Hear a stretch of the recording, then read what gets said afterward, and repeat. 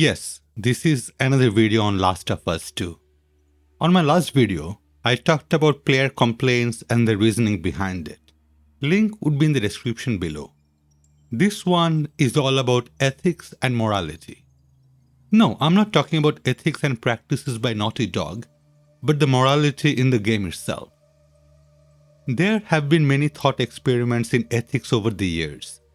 The one is relevant to this video is known as the trolley problem. In simple form, this is what it is. There is a runway trolley barreling down the railway tracks. Ahead on the tracks, there are 5 people tied up and unable to move. The trolley is headed straight for them.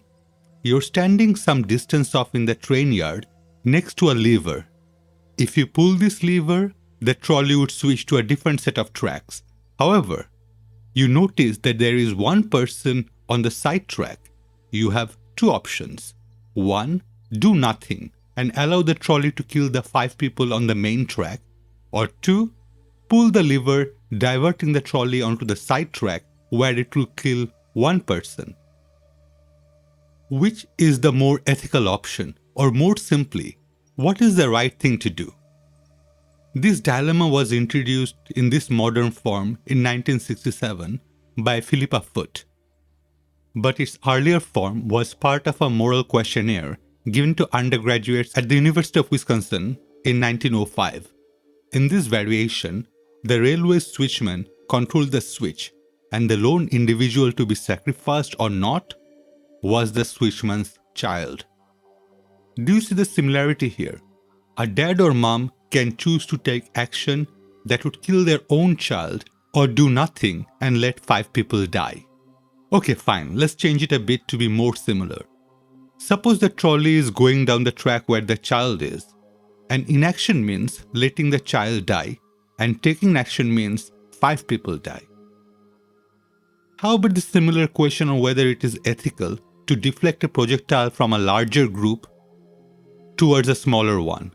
Or a pilot whose airplane is about to crash is deciding whether to steer from a more to a less inhabited area. A utilitarian view asserts that it is obligatory to steer to the track with 1 man on it.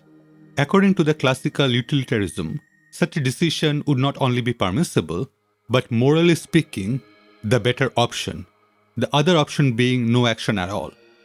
An alternative viewpoint is that since moral wrongs are already in place in the situation, moving to another track constitutes a participation in the moral wrong, making one partially responsible for the death when otherwise no one would be responsible. The trolley problem has been subject to many surveys in which approximately 90% of the respondents have chosen to kill the 1 and save the 5.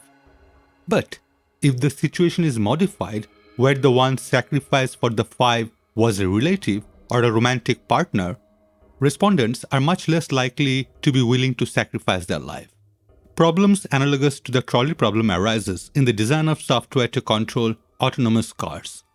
Situations are anticipated where a potentially fatal collision appears to be unavoidable, but in which case choices made by the car's software, such as who or what to crash into, can affect the particulars of the deadly outcome. For example, should the software value the safety of the car's occupants more or less than the potential victims outside the car? An actual case approximating the trolley problem occurred in June 20, 2003, when a runway string of 31 unmanned Union Pacific freight cars were barreling down Los Angeles along the main line 1 track. To avoid the runway train from entering the Union Pacific yards in Los Angeles, where it would not only cause damage, but a Metrolink passenger train was thought to be located, dispatched ordered the shunting of the runway cars to track 4 through an area with low-density housing of mostly lower-income residents. The switch to track 4 was rated for 15-mile-per-hour transits, and dispatch knew the cars were moving significantly faster, thus likely causing a derailment. The train, carrying over 3,800 tons of mostly lumber and building materials, then derailed into the residential neighborhood in Commerce, California, crashing through several houses in Davis Street.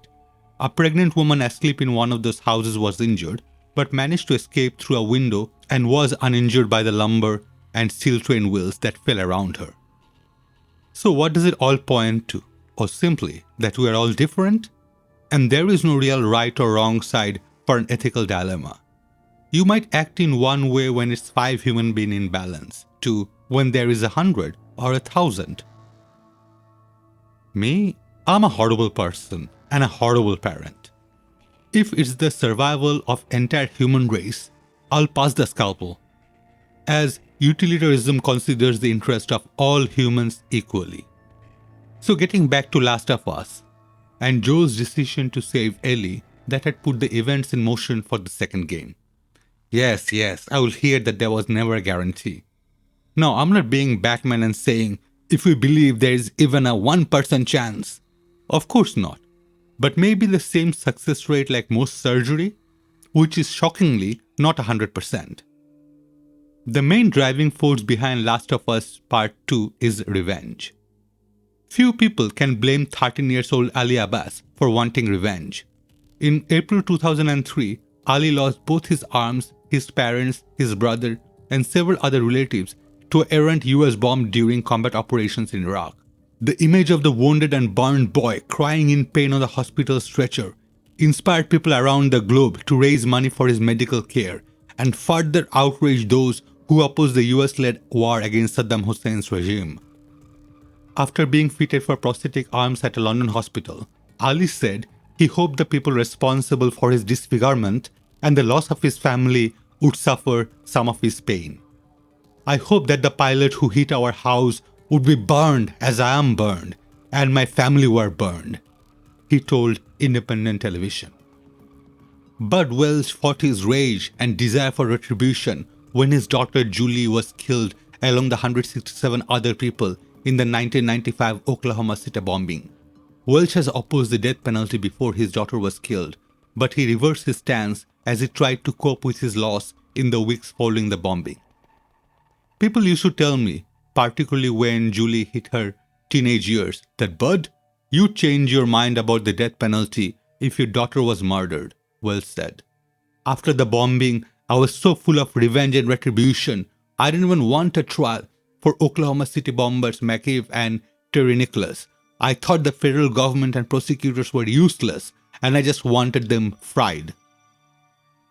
One day, about 10 months after Julie's death, Welch went to the bomb site, where he routinely visited because that was the last place his daughter was alive, and began to examine himself and search for a way to get past his grief.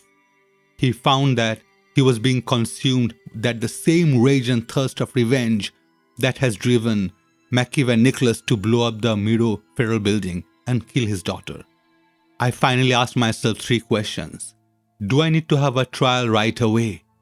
Do I need to have a conviction? Do I need to have McCabe and Nicholas executed? Welch said, I came to the conclusion that none of those things needed to be part of the healing process I had to go through to go past this and stop the alcohol abuse and stop smoking 3 packs of cigarettes a day. That is what real world is like. You have both sides of the coin. So was Abby just for her thirst for revenge? Was Ellie just for her thirst for revenge? Is it perceivable that Ellie would change her mind at the end of her journey? Personally, I think yes to all 3. What is your thought? Put it down in the description below. We can have a civil conversation, right?